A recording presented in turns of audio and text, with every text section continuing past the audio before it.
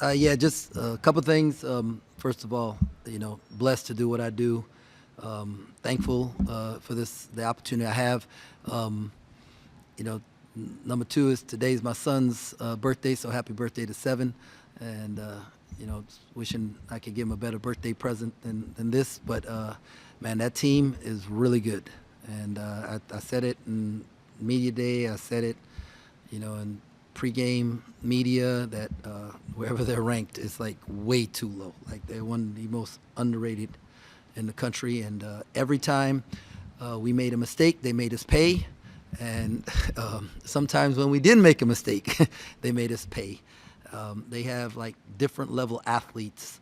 And our guys were in rebounding position and even jumping, but they got their hand on every rebound. Even when they didn't get it, they got their hand. So we were very rarely did we ever get a clean rebound. They had 52 points in the paint, 20-second chance points to our one. Just hats off to them, and was proud of our guys because thought we put an offensive plan together that would give us an opportunity to get shots, and I thought for the most part they tried to execute that, and then obviously they made adjustments and stuff, but we did too. So proud of how we started the game, proud of how we started the second half, and just didn't have enough to sustain for 40 minutes.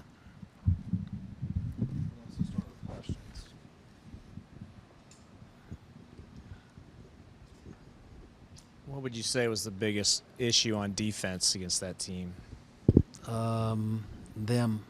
Their balance. You take something away, and whenever you have to take something away, you have to give something. And every time we took one thing away, like we didn't want Cryer and Sharp to go off on us. And Cryer hits a step-back three to start the game. Sharp hits a step-back three on the other side to start the game, right? And dude, we're contested, right? So then we didn't want Roberts to get to his left shoulder, and he got to his right shoulder, but he got to his right shoulder. Only had 6 points at the time, but it was the offensive rebound because we're challenging the shot, and they get the offensive. So every time you make a mistake, good teams make you pay, and they're one of those teams, man, that they just made you pay. And whatever was available, they were able to get. And you can see the balance in their scoring, right? They scored 30 points off the bench. Tudler 13, Roberts 10, Cryer 11, Sharp 15, Francis 11. Arsenault's 3, and where Max was laying on him in the corner and he drills it. That's just a really good team. You said looking back, you didn't love the effort against Oklahoma State. Did you think that was better today? Yeah, our effort was way better. I hope y'all saw that our effort was way better today. But that's just how good they are. This wasn't an effort issue. They're better than we are, at maybe every position, and they're bringing, and they're not just more talented. They have an experience to them. They got 2 guys that are 6-year guys, and one of them is 6-year in the program.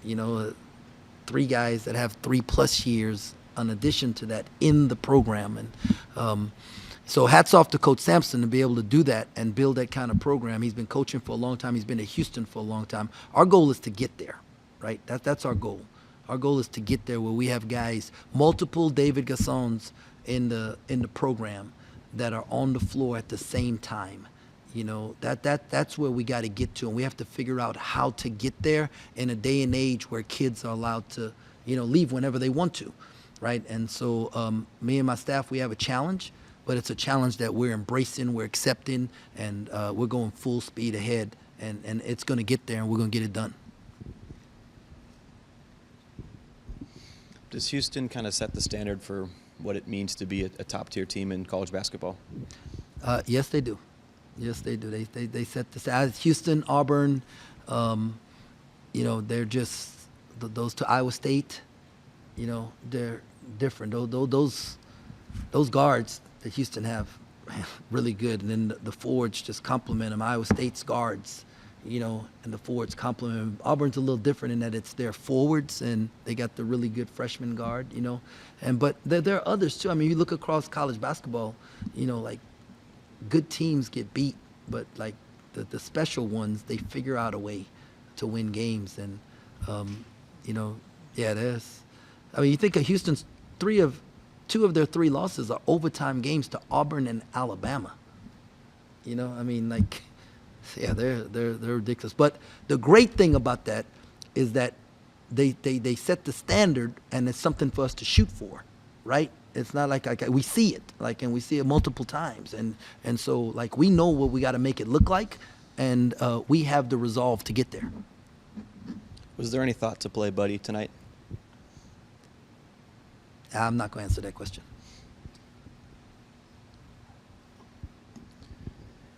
I think you talked about their post defense before the game, but I think you guys got a great look early from David, and then they just erased it at the rim. What is it that makes them so good defensively in their interior defense? They don't give up on plays, and we talk about 13-foot spacing, right? Like you want offensive guys who can provide 13-foot spacing. That's up in the air, and what they do is Tudler is the first player we've played this year that we like give you levels on like there's level 1 on the backboard, level 2 on the backboard, and level 3 on the backboard, and we work on different finishes. Well, Tudler's a level 3 shot blocker, and so it was like, fellas, you better put it quick on the glass or dunk the ball, otherwise he's blocking it, and that's what happens. So when you have athletes who can like erase stuff, like that's why I say they make you pay, like they made a mistake, but their bigs cover up for it by being able to block shots that other bigs can't, and so yeah, it's special. I've been around some like that, and we're gonna get them. We're gonna get them here. Coach, what's the morale like in the locker room right now? Oh, we're down. We're down, and it was supposed to be down. If the morale was good right now, then I'd be in a whole lot of trouble.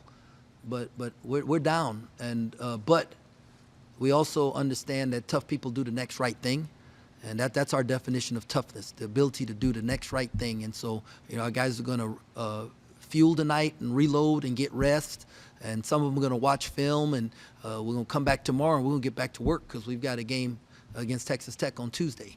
And so, yeah, it's supposed to hurt right now.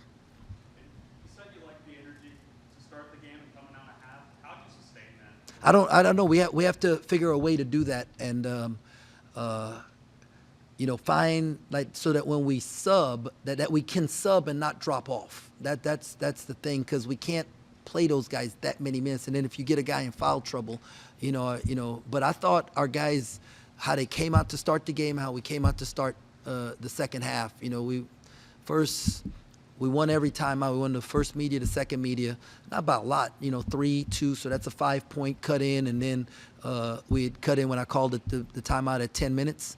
We had cut into that, and it was like, hey, man, let's see if we can win these next 2 minutes, and then they went on that 9-0 run, and so, yeah, we have to figure that out. We have to figure that out, but, fellas, we could play our best game against these guys, right, and in a packed arena, and it's going to be hard to beat them, so when you don't give your best game and you don't, it's just tip your cap to them. Coleman got teed up.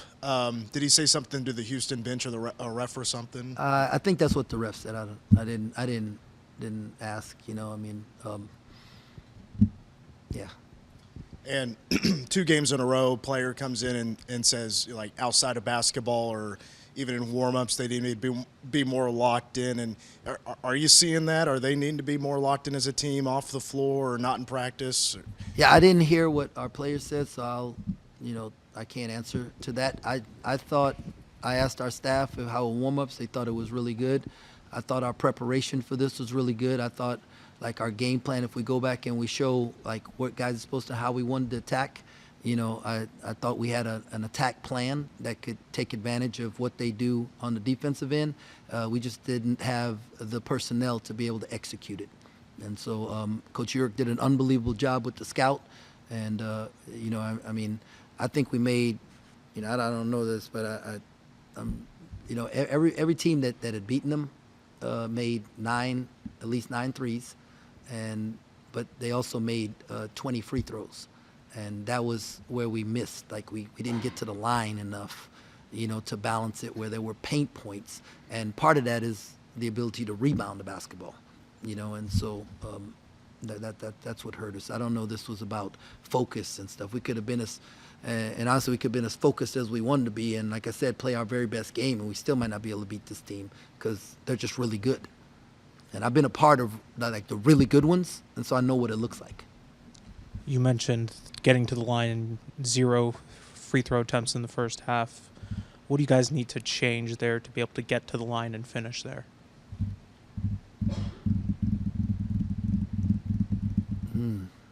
That's a good question. I gotta look at it and try and figure that out. I tell you, like, the 3 teams that beat them shot 20 free throws made 20 free throws, but there's a whole bunch of other teams that played against them that didn't get to the line a lot because of their defense. And one of the things they do really well is they guard their yard, and they can guard one-on-one. And so, being able to have guys who can beat guys, get their shoulders by them, and go make a play, that's gonna be something. But I thought we were in the bonus with 6 fouls on them with about 10 minutes to go, and then we didn't, get to the free throw line for another. Like, we didn't get another foul. We didn't draw another foul for 5-6 minutes, and so I have to look and see what is it we could have done differently. There were 2 runs. You mentioned the 2 runs in the first half where you guys couldn't score, and they went on sort of longer runs. What's the reason? Is there a reason for that in terms of those runs happening that you can pinpoint? Yeah, they were really good. That's what that was, and so, I don't know. I thought we did a good job of trying to call timeouts to end runs and try to help. They only give us a limited number of them. So, but yeah, I don't have an answer for why the runs tonight. The runs was because of them, right? Not they get the credit for that. 3 straight losses, and I guess it doesn't get any easier in the Big 12. You guys are aware of that. What do you guys need to do to be ready on Tuesday? Excuse me. Watch film, get to practice, keep getting better, come ready to fight. That's you gotta do it. There's no, like, we don't get to call a timeout and, hey, let's stop the season for a while, and we don't get to do that. Like, hey, bro, we get to play another great team on Tuesday night on our home court in front of our fans, and I'm excited for the preparation.